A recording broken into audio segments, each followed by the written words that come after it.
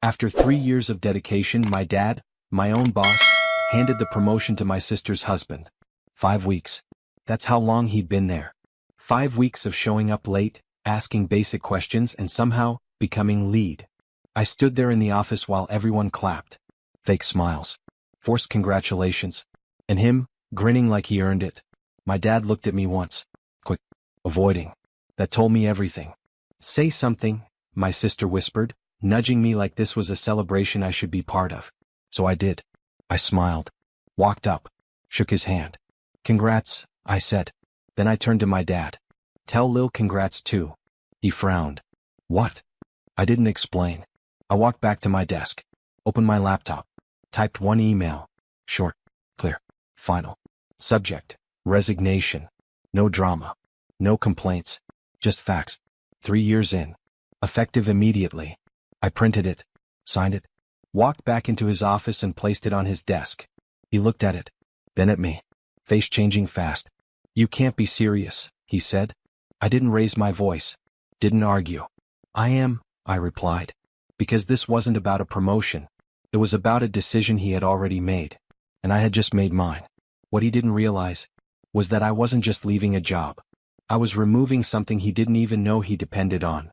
My name is Adrian Cole.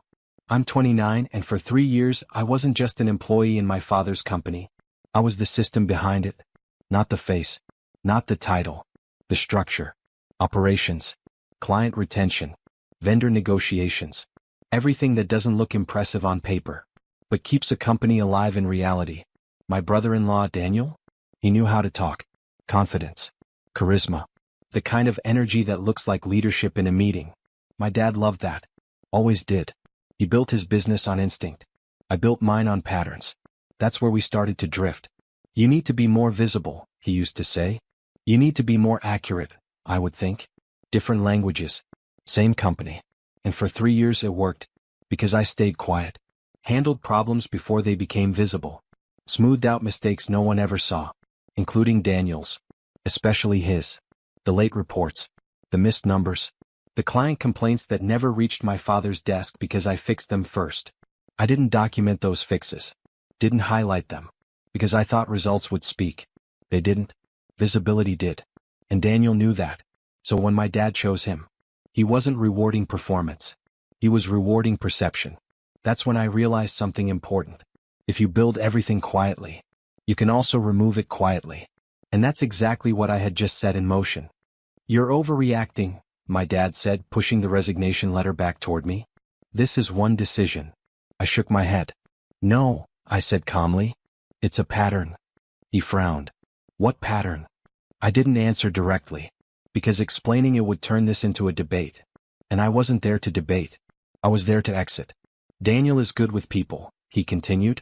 We need someone like that in leadership. You already have that, I said. He paused. Where? I held his gaze. You just don't see it. That landed. Not fully, but enough to irritate him. This is exactly what I mean, he said. You do the work but you don't show it. Business doesn't reward invisible effort. I almost smiled, because he was right. And that's why this was necessary. Then you should be fine without it, I replied. Silence. He didn't like that. Not the tone. Not the implication. Adrian, he said, voice tightening, you're making a mistake. No, I said. I've been covering one. That was the shift. Because now it wasn't emotional. It was structural. At 2:17 p.m. I packed my desk. No announcement. No goodbye rounds. Just essentials. Laptop. Notebook. A few files. As I walked out, Daniel clapped me on the shoulder. No hard feelings, right? He said with a grin. I looked at him once. Then said something simple. You'll understand soon. He laughed. Because he thought I was bitter. He didn't realize I was being precise. The first crack showed up the next morning. 9:12 a.m. My phone buzzed. Former client. Adrian, quick question. Who's handling our account now? I looked at the screen for a second. Then replied. They've reassigned internally. Pause. Then. Oh. Okay. Because no one's responding. I didn't answer that. Because I already knew why. By 10:03 a second message came in. Different client. Same tone. Hey, we've got an issue with the last shipment. Can you take a look? I stared at it. Then typed. I'm no longer with the company. 3 dots appeared. Stopped. Then. That's not good. No, it wasn't. At 11:40 my dad called. I let it ring once. Twice. Then answered. What's going on? He asked immediately. What do you mean? I said. Clients are calling me directly. There are delays, missing updates. Daniel says there's no documentation for half the workflows you managed. I leaned back in my chair. Come. He'll figure it out, I said. Silence. Then sharper. This isn't funny, Adrian. I'm not joking. Another pause. Longer. Because now he was starting to see it. Not the work. The absence of it. You handled all of that? He asked. I didn't rush the answer. Yes. That's when it shifted. Because realization doesn't come from explanation. It comes from impact. And impact had just started. By the second day, it wasn't just clients. It was vendors. Missed confirmations. Unanswered emails. Orders stuck in pending because no one knew the approval chain. Things that used to take minutes, now took hours. Sometimes days. At 2:06 p.m. my phone rang again. Dad. This time I answered immediately. Adrian, he said, no greeting. I need you to come in. Not ask. Meet. That's not how this works, I replied. You left us in the middle of operations, he snapped. There are systems only you understood. I stayed calm. I didn't take anything, I said. I just stopped being there. That's the same thing right now, he fired back. No, I said. It only feels that way because you never saw what I was doing. Silence. Heavy this time. Then quieter. Daniel can't handle it, he admitted. There it was. Not performance. Reality. He will, I said. You promoted him. That's not the point, my dad said quickly. It is, I replied. Because decisions don't exist in isolation. They create outcomes. You built dependencies without documentation, he said. I almost smiled. No, I corrected. I built stability you didn't notice. Another pause. Then, what do you want? He asked. Not angry now. Measured. That was new. Because for the first time, he wasn't talking to his son. He was negotiating with the person who held the structure together. What do you want? He asked. I didn't answer right away. Because this wasn't about leverage. It was about clarity. I want you to understand the decision you made, I said finally. I do, he replied quickly. I made a mistake. No, I said calmly. You made a choice. Silence. Because those two things aren't the same. Mistakes are accidental. Choices are intentional. I need you back, he said, more controlled now. We can fix the title, the salary, whatever it takes. I leaned forward slightly. That's not what you took from me, I said. Another pause. Longer this time. Then what is? He asked. Trust, I replied. Not dramatic. Just accurate. Because once someone shows you how they evaluate you, you can't unsee it. I didn't mean to undervalue you, he said. I know, I replied. That was the problem. It wasn't malicious. It was natural to him. Which made it worse. Then tell me how to fix it, he said.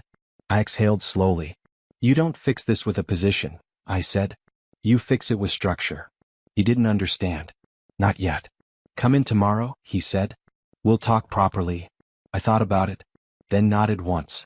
Tomorrow, I said. Not to return. To define terms. Because walking away gives you clarity. Coming back requires conditions.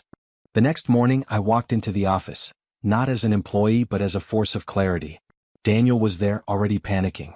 His first question. Where's Adrian? I looked at him calmly. Here. His face shifted, unease creeping in. By 9:15 a.m. the meeting began.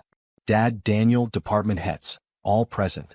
I outlined every gap created in my absence. Every client issue, missed order, delayed project. I had charts, emails, screenshots. Every dependency, every overlooked detail. Dad shifted in his seat, uncomfortable. Daniel fidgeted. This is why promotions require understanding, not appearances, I said, voice steady. No one interrupted.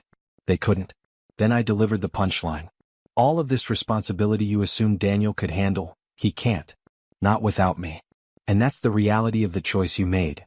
Dad swallowed. He had finally seen it. Structure versus perception. Daniel's jaw tightened. He realized the trust he had taken for granted wasn't automatic. It had been earned, quietly, over years of invisible labor. I leaned back, letting the weight settle. I'm not here to punish anyone, I continued. I'm here to reset expectations.